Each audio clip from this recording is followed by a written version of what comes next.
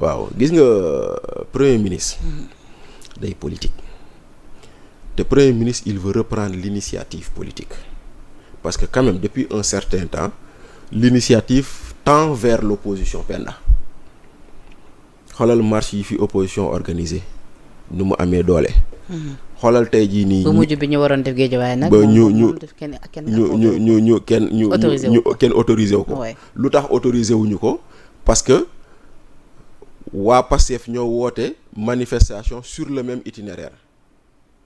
ñu bañ trouble à l'ordre public parce que yooyu noonu ay technique la ndaxte tey jii nii ma jox la benn exemple moom Sonko nu mu wootee le 8 novembre sur l'esplanade du stade là. bu opposition woote woon foofu noonu le 8 novembre sur l'esplanade du stade mën na am préfet mu ne risque de trouble à l'ordre public j'annule tu vois donc loolu mën na am maintenant day woote politique maintenant nag xam nga nag premier ministre Ousmane Sonko dafa aay parce que il veut nous faire croire que ça fait 18 mois deful politique alors qu'il fait de la politique tout le temps. Mais le temps est-il bien choisi quand même pour ça? Non mais le temps est bien choisi parce que aujourd'hui il veut reprendre l'initiative et que Pastef est en mauvaise posture dans l'opinion. À quelle fin? Pour reprendre l'initiative. Maintenant à quelle fin?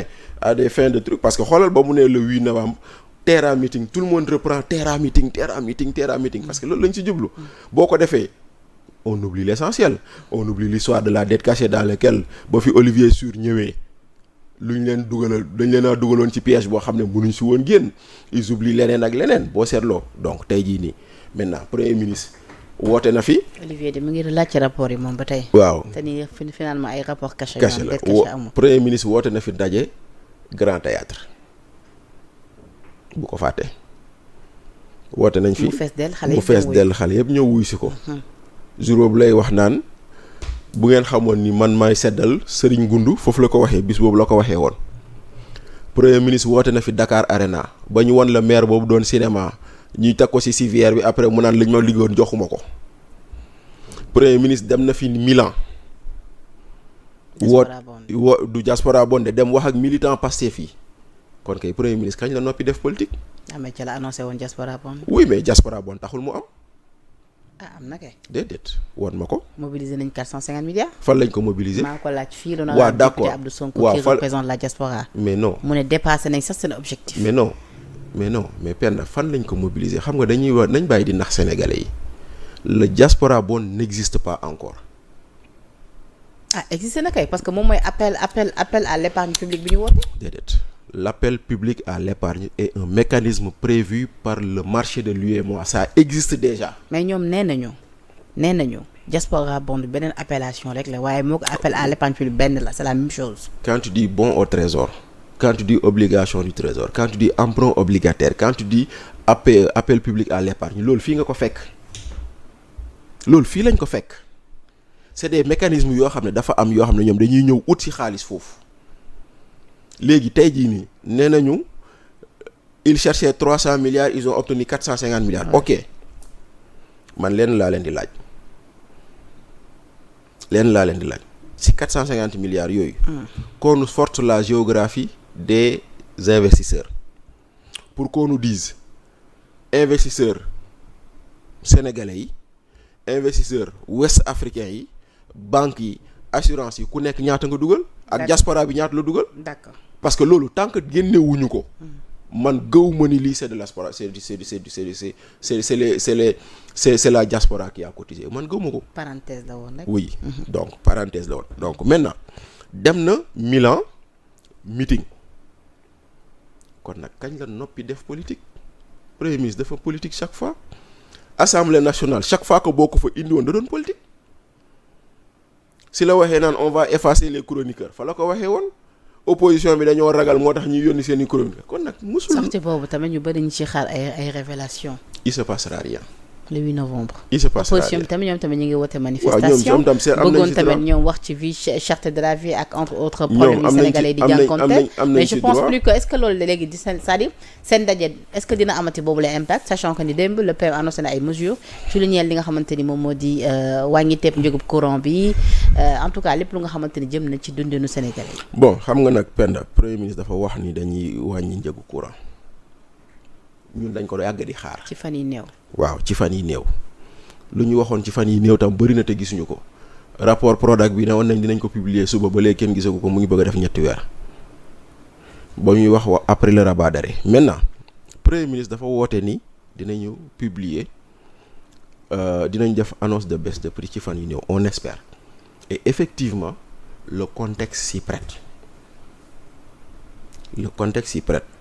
ñun Mali sunu port gi la seen pétrole seen gaz di jóge di dem romb def 600 kilomètres 700 kilomètres egg Bamako pour ñoom ñu mën ko utiliser. Mais Penda est-ce que xam nga ni Mali wàññi na njëgu électricité gasoil ak essence te ñun Sénégal wàññeeguñu. Côte d'Ivoire wàññi na fi ñaari yoon njëgu essence ak gasoil suñu kaw diggante ñii nguur gi bañ fi toogee ak léegi parce que le contexte mondial s'y prête. Parce que c'est ça en fait la vérité. Aujourd'hui, on te dit que le baril de Brent, mooy le baril de pétrole, a chuté de 8%. Voilà, le baril tourne autour de $65 actuellement, le baril de pétrole.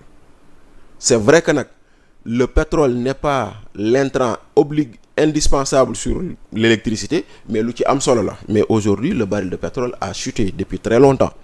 Yeneeni réew yoo xam ne ñun ñoo bokk zone UEMOA bi ak zone CFA bi ñoom wàññi woon nañ seen ay njëgu gaz ak seen njëgu pétrole ak seen ay yenn produits des hydrocarbures parce que defoon na ko ñun Sénégal ñoo ci desoon.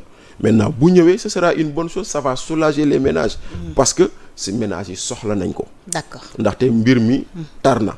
Kon loo wàññil ménage yi rek mu doon soulagement. Kon est-ce que opposition amati na dëgg-dëgg prétexte pour tenir manifestation bi. Mais il y a pas que le pétrole. Bi le président Bougane woote. Il y a pas que le pétrole, c'est-à-dire que c'est vrai que le pétrole a un impact sur beaucoup de produits, mais tout est cher dans la vie. Ils auront toujours un prétexte pour manifester. Mais xëy na am na lu leen annonce bi wàññil parce que le fait qu'on dise que dañuy wàññi on va annoncer le prix. Yoro Dia moom dafa jàpp ni ñaari manifestation yëpp lim ñu war a mën a coûter mënoon nañ ko éjecté waat ci askan bi.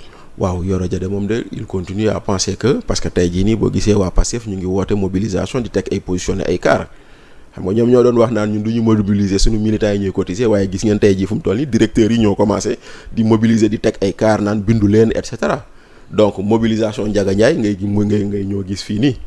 Mobilisation sandwich ak t-shirt nga fii ñoo gis donc mooy lu ñu doon wax rek tous les politiques font la même chose maintenant après on va vouloir nous dire que l'autre fait différemment alors que c'est la même chose. La mise en accusation de Macky Sall également rejetée pour vice de forme. C'était prévisible.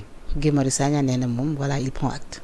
Oui mais c'était prévisible parce que balaa Guy Marius Sagna di ko wax ñu comprendre règlement intérieur assemblée nu muy fonctionner yépp xamoon nañ ni député mënul indi mise en accusation commission moo koy indi kon moom jaarul fu mu waroon jaar xam nga nag en droit lu ñuy wax avant de regarder le fond on regarde d'abord la forme mooy un peu lu leen Olivier Sur di wax avant de parler de dettes cachées parlons des rapports cachés donc si on met les rapports sur la place publique on va voir lu ngeen ci bind pour xam fu lu ngeen wax dette cachée fu mu jógee donc Guy Marius Sagna il veut mettre en accusation nu mu tuddati Macky Sall te ba mu koy wax defe naa fii lañ toogoon Sénégal 7 ci émission Salam ak Ya Moussa ba ñuy wax may leen lan lañ indi woon comme prétexte dañoo ne woon parce que le rapport de la Cour des comptes parle de dette cachée moom foofu la sukkandiku woon pour dire que c'est de la haute trahison dem na dugal nañ ko indi nañ ko le bureau de l'Assemblée l'a rejeté parce que respecté wul les conditions de forme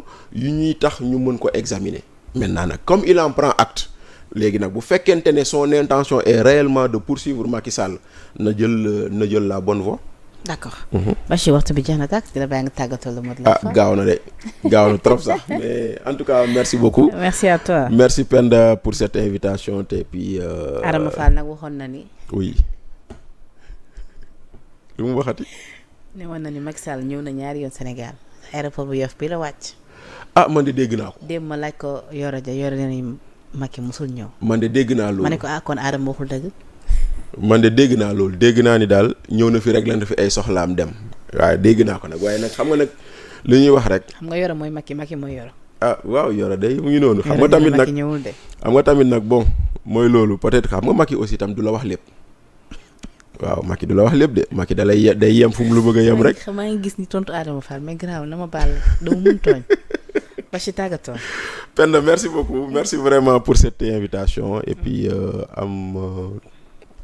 yaakaar ni waxtaane nañ fi loo xam ne sénégalais yi dinañ si jàng. pardon te bi di ñaanal jàmm waa kër gi ni ma ko defee woon. di tëj par nuyu waa Vélingara. fa ma dëkk ndaxte kooku moom. dama la ci woo yow. woo ci madame Ndiaye.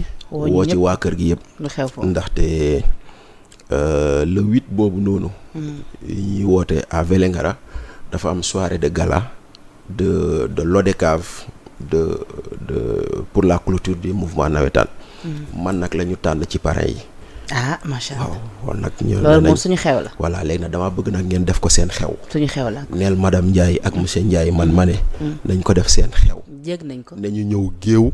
ma dem am lu ma yóbbul waa Vélingara. dañuy ñëw boobaa ñu ne Bachir Fofana ñëw na ak délégation. dañuy ñëw géew woo na ak sama doomu ndey Baara Diouf. voilà moom tam mu ñëw géew. exactement ak Yoro Dia ñu ñëw géew ak ñëpp ñu ñëw. ak ñëpp ñu ñëw géew ñu dem ñu yóbbu ko dee. monsieur Diop sax day ñëw géew. bu soobee yàlla moom il faut mu wax ak moom pour mu autoriser la nga ñëw ñu dem. jërëjëf en tout cas Bachir kontaan naa loolu jano ak yow c'est toujours un plaisir de partager ce plateau ak yow. naw nañ lool sa xam-xam ak say analyse di la ñaanal jàmm saa su ne. di bëgg lool ci wuy si bi nga wuy si suñu invitation ngir càmbar li nga xamante ni moom moo di ponk yu gën a fës ci actualité bi. di remercier la régie tuuti moo nekkoon ci machine bi yéen ngi safoo suñu ay programme également di leen jox di déggee ci kanam tuuti ci beneen plateau di ci ànd ak yeneen i invité d'ici là portez-vous bien jërë ngeen jëf.